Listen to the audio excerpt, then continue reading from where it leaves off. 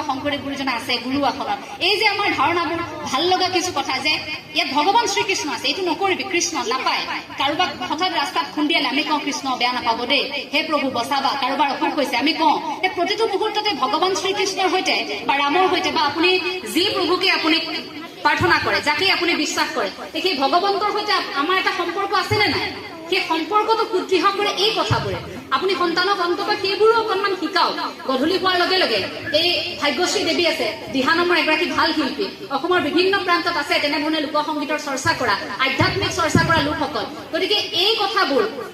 অকণমান দিহানাম আপুনি গোৱালে অকণমান হৰিনাম অকণমান বৰগীত এফাকিকে গোৱালে এই পৰিৱেশবোৰ অকণমান আপুনি আপোনাৰ সন্তানক দিব লাগিব সন্ধিয়া আপুনি ল'ৰা ছোৱালীৰ লগত বহি নাগিন চিৰিয়েলখন চোৱাতকৈ অন্তত আপুনি সেই মহাভাৰতৰ এটা খণ্ডকে চাব নাগিন চিৰিয়েলখন চালে আপোনাৰ একো উপকাৰ নহয় সেইটো কিন্তু সঁচা কথা অকণমান চকুৰ তৃপ্তি এটা পাব মনৰ অকণমান